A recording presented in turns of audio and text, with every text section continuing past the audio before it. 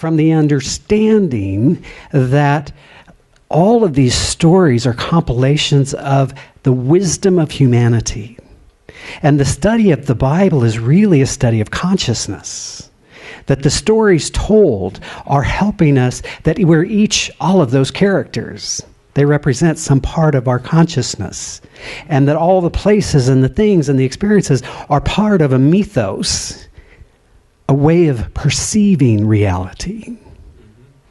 You see, this idea of myth that root has its idea in mystery, in mysticism. They all come from that root word, which understands that metaphorical way that we have taught.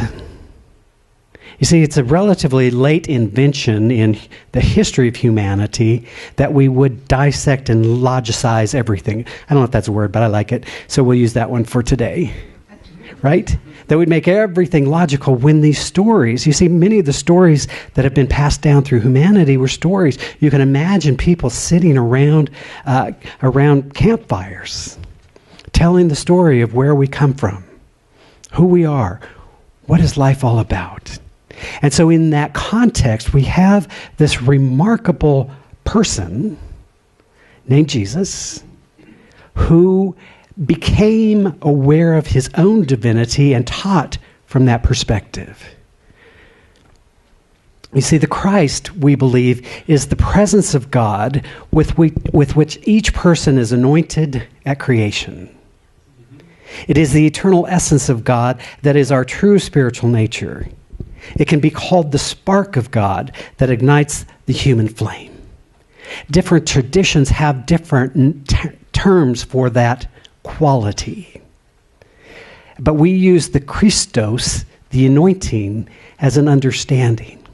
So there's two sorts of ways, there's two presentations of Jesus in the Bible. One is as the Son of Man, who Jesus most oftenly referred to himself as.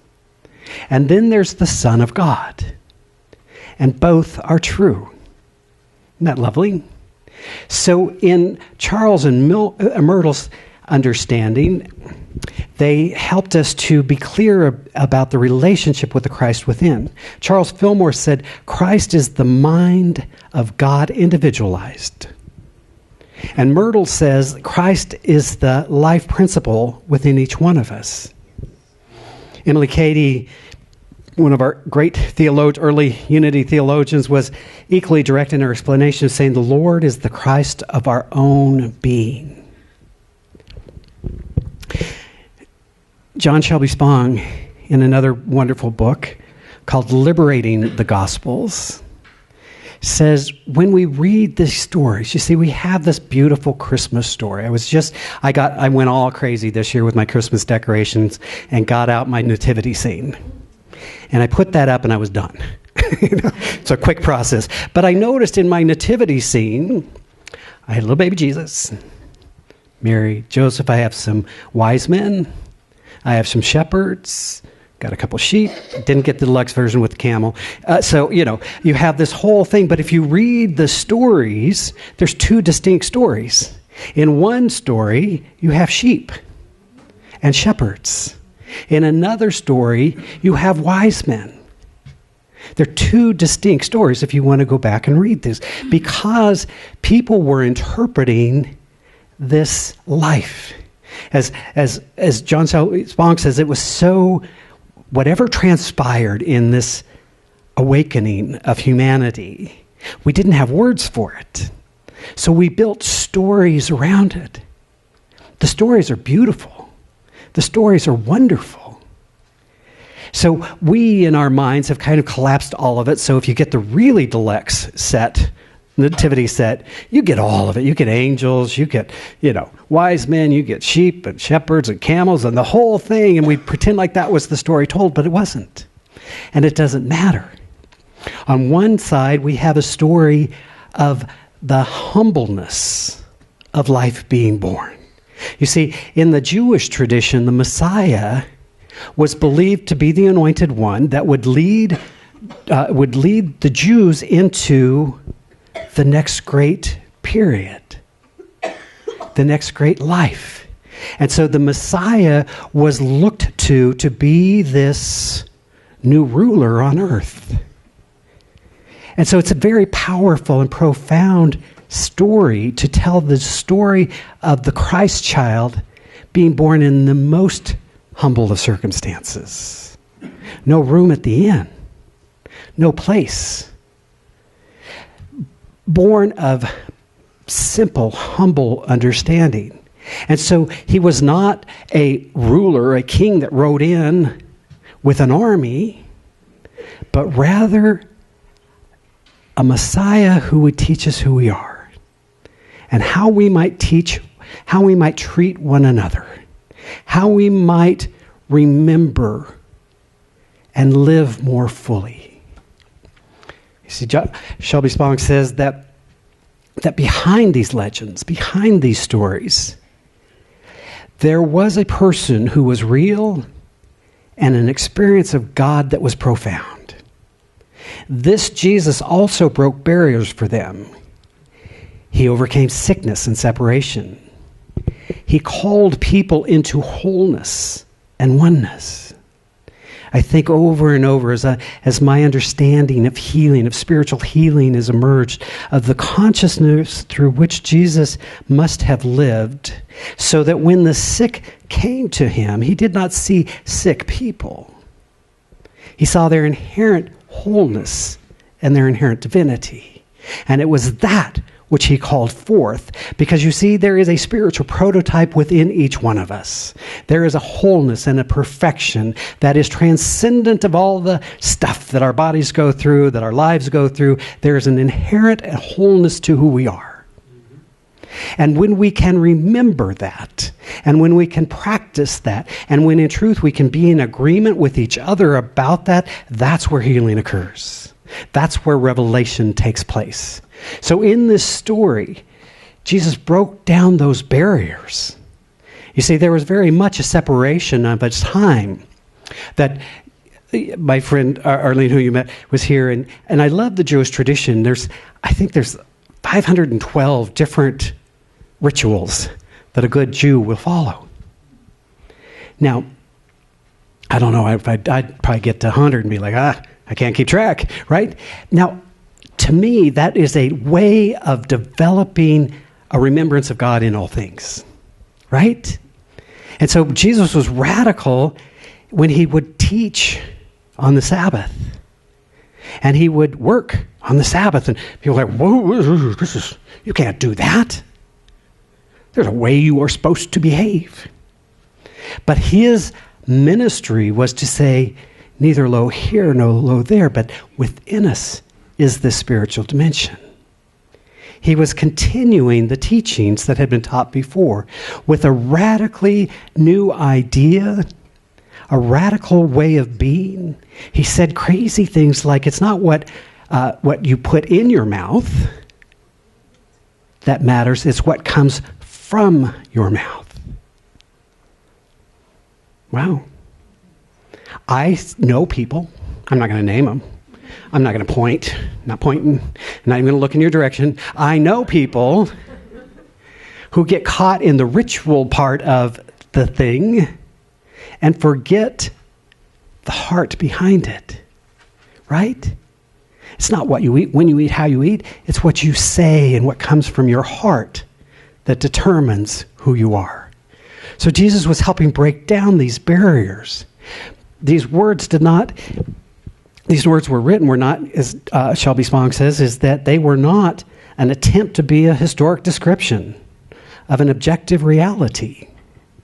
They were much more like curtains drawn apart to reveal the mystery of a living God, a God who was for them, beyond the power that any words could finally describe.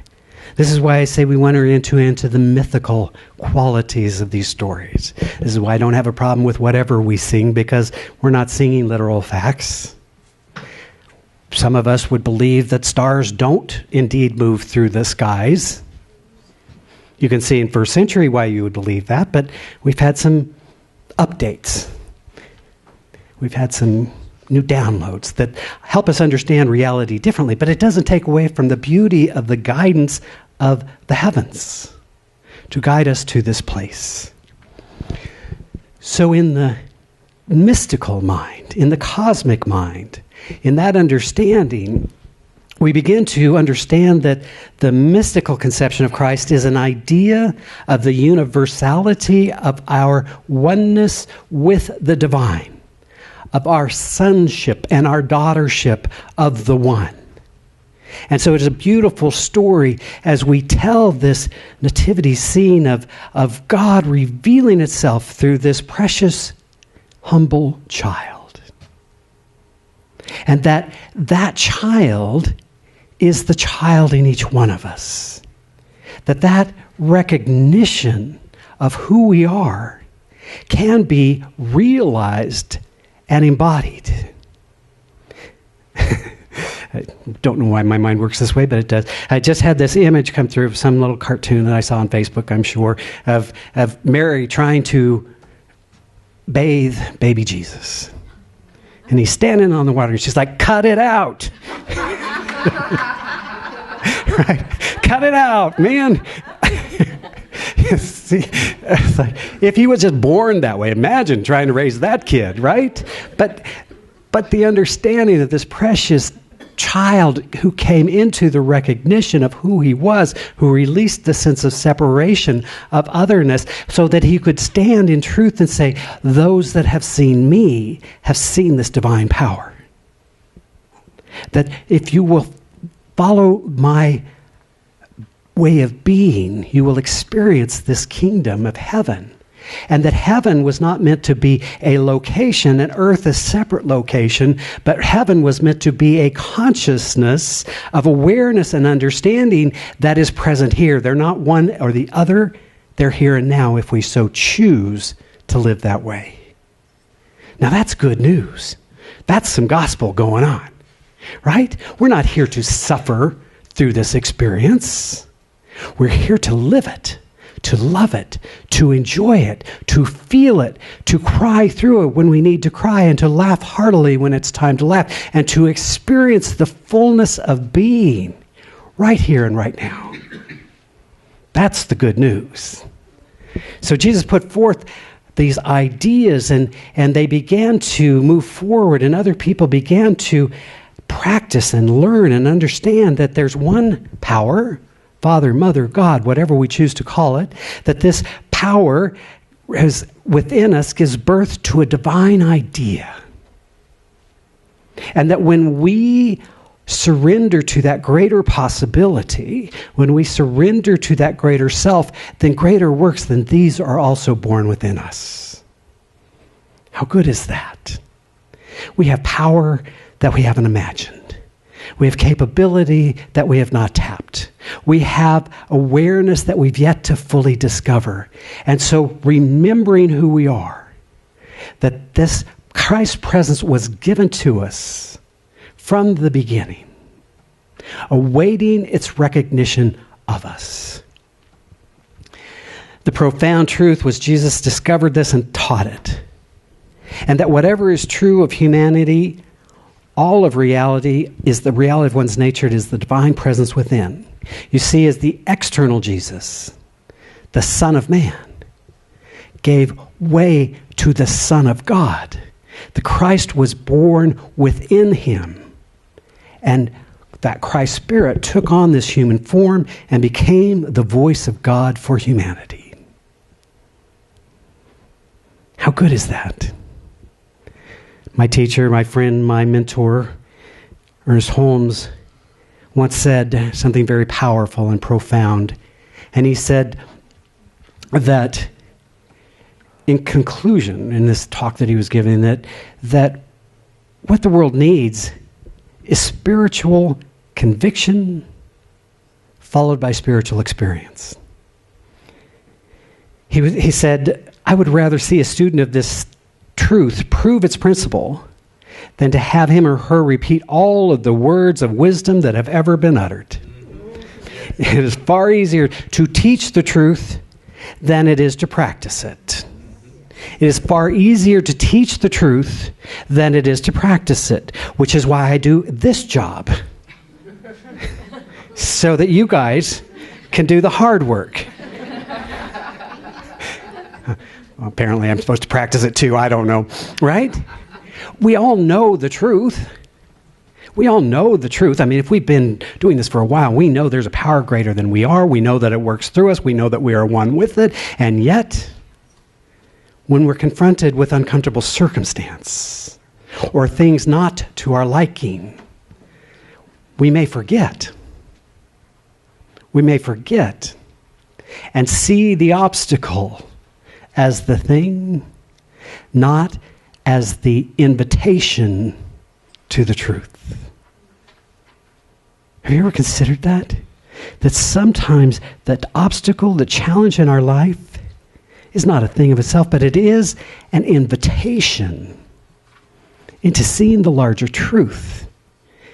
Where there is sickness, let there be wholeness. Where there is lack, let there be abundance.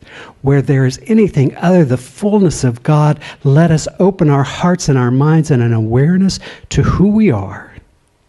Born of original blessing, imbued with all of the qualities of Spirit, awaiting our recognition of it.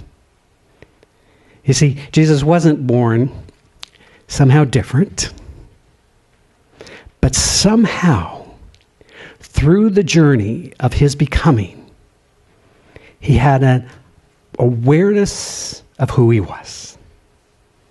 And when he knew who he was, he taught those eternal truths of love, kindness, compassion. He said radical stuff to us, which we would do well to remember in these difficult times. He said to us, pray for your enemies. Forgive those who have hurt you. Like, no. No, I'm not going to do that. I'm happy to pray for the people that agree with me. Happy to see the God in them. But that's not what he said. That's why I say Jesus' teachings are radical.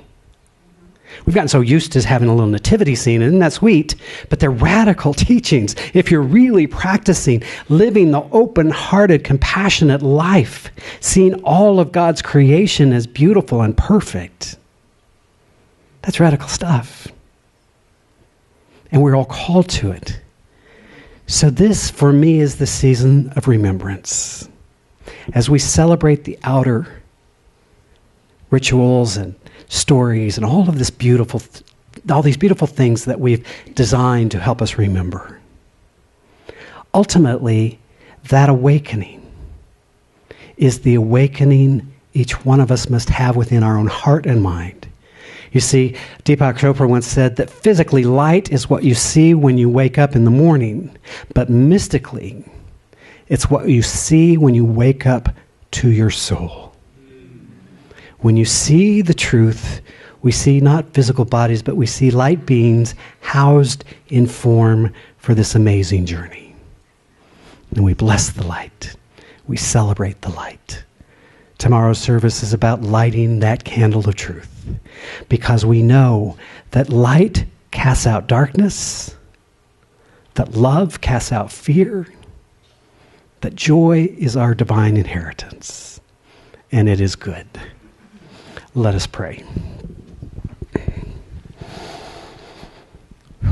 How good it is to remember this truth, to simply be present in this moment, to open our hearts fully to that divine presence that is awaiting our recognition of it, to surrender the things of the ego, the things that believe in separation, the things that believe in otherness, to recognize oneness, unity, wholeness, peace, love, joy, and harmony.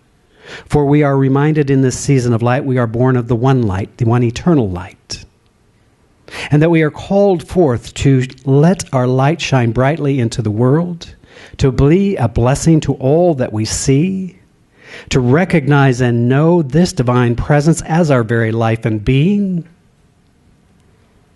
to share from that high purview of wisdom, of joy, of peace. So as we come together this day, in that remembrance, that in truth all that we seek is already ours, that wholeness is the order of the day, we allow that to express as health, as well-being, as vitality. We remember that we are already abundant beings, participating in a divine flow, graciously giving, joyously receiving of this infinite bounty. We know that indeed love is the only reality. We choose to fully forgive ourselves and each other, so that we might move back to a state of gracious loving, of gracious acceptance. The carols, the songs, the truth is sung. Let there be peace on earth. Let us experience goodwill for all. This call to our greater selves, let us embody it now. Let us live from that highest truth. Let us go unashamedly into the world and allow our light to shine brightly. How good it is to know this truth.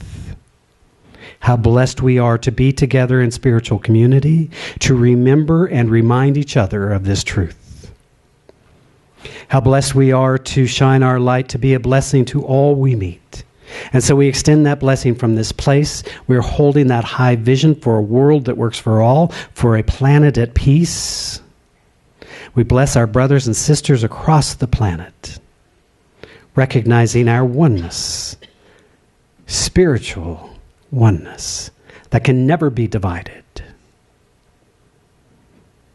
And as always, we bless all priests, rabbis, ministers, teachers of all faiths, for we honor and celebrate the many pathways to the divine. Where two or more are gathered, the I am is there, and it is good. In joy and gratitude, let us just give thanks in this moment. Let us breathe deeply into this awareness. Let it make itself known in our physical and ethereal bodies. Truly we are blessed. Let us be grateful. And so in joy and gratitude, I simply give thanks for this spiritual truth. I release this word through the power of the living Christ. I know that it is so. As together we say, and so it is. Amen.